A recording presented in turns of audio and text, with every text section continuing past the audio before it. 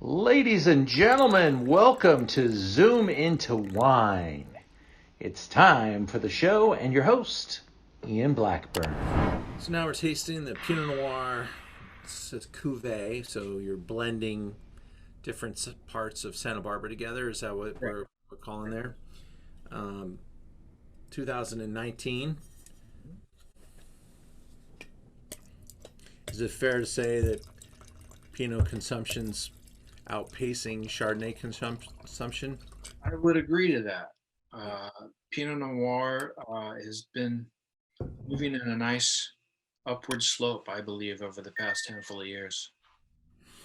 Yeah, I think it's fair to say red wine's been selling, closer to maybe 65% of the wine sales and 35% to white wines in our store. But that does change a little bit with the season, and I don't know quite where to put rosé because it's a big portion of the sales Yeah. too. Are you making rosé as well? I do. Uh, it's not really a rosé though. There's no color to it. I'm usually picking at such low numbers, and I get the fruit so early in the morning usually that there's so little contact with the skin that this stuff basically looks like a Chardonnay, Well, and pink. I've just kind of bottled it, as a Pinot Noir Blanc, basically. Uh, and it's I don't make a lot of it, and it's done quite well. I've already sold out of the 2020. Cool for you. Well, what's the magic behind your 2019 Pinot Noir here? So the 2019 Pinot, really, I've dialed back the oak on this. It's only I'd say about 15-20% tops, probably more like 15%. And it's two vineyards primarily. One is an old block, Pomard block at um, Santa Rita Hills Vineyard, and the other part of it, I would say that 30% of it is from Los Alamos. And again, these two vineyards work quite well together, and I'm really happy with this wine. It's bottled a little bit earlier to kind of capture that fruit and brightness. So this is only, I'd say, about 11 months in barrel, Mhm. whereas all the single vineyard and all the Chardonnay is usually 17. My mouth is just salivating like crazy smelling this wine. I get this incredibly wonderful, rich cherry, um, and kind of those Santa Maria barbecue spices and coriander and uh, really, really fun umami notes, clove, just great concentration in the nose.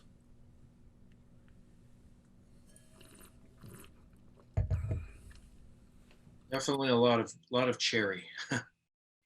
Yeah, it's so juicy and it's got that fantastic mouthfeel, wonderful texture, balance. It's not like a super naive fruit bomb, but it's just got really good texture and weight. Again, value is it's hard to do, and you've really nailed it with these two wines. I think that they're at the top of their game, best price point value I can find, and we're going to continue to march forward with these wines. The people that are on this Zoom get to buy them at our really tremendous prices on our website, and we're going to give you a little bit of a plus discount on top of it for tonight. But people that are on this Zoom are tasting these wines, and they're seeing something that's truly delicious, wonderful artisanship, and I believe you're packing these things with vineyard designations that give them a little added plus concentration, fruit, and flavor, and that's it's an incredible treat. So thank you very much. Oh no. I Pinot Noir is probably my favorite varietal to work with. It's incredibly rewarding. Uh, Whenever I get a bottle like this, it definitely. I'm rambling. I'm sorry. Can we back up a little? Can we? We're gonna edit this. You're doing fine, buddy. You're doing fine. No, We're gonna edit this, but yeah. To get back on point, Pinot Noir is definitely the most rewarding wine to make. And of course, all my reds and whites, for the most part, are unfined, unfiltered. You get into the larger uh, lots of Chardonnay, and of course, you're going to want to filter them just for clarity. But I have never filtered a red wine, and knock on wood, I never will. cool. So you're basically pulling it right out of the barrel off the gross lees, or are there lees left? Are you cleaning, racking it throughout?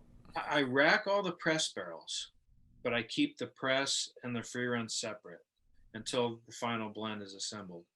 Uh, but definitely racking the press barrels makes a big difference. And the free run barrels with Pinot Noir is usually so clean that you can just let them be and just be in the barrel for X amount of months. Cool. Well, keep doing what you're doing, man, because you're making friends and growing, and I love it. So we're gonna keep rolling here too. If people want to come up and visit you, you have the ability to make appointments. You don't have a real active tasting room, right? You just have Yeah, a by appointment type of a thing. But where should we send people? absolutely by appointment. That's the best way to go. And they can come visit the winery and take a look at the facility, do some barrel samples possibly, and just see where it's all done. Incredible. Well, we'll send some friends your way, and Santa Maria is our destination. Yeah. Correct. So you've got to be willing to go just a little bit further up that freeway to get to Santa Maria to see Kevin. But I think you're going to have something really special when you arrive. So, Kevin, thank you very much. We'll look forward to continuing to support your cause, showing off these great wines, and probably include these in a couple other events we do throughout the year because they are just too good not to. There's a reason that they're in the store, and I really want to see you become more of a name brand, Côtière and Kevin Law, and congratulations, sir. We'll look forward to seeing that happen. Thank you so much and cheers. Cheers to you, buddy. Let's have a better day.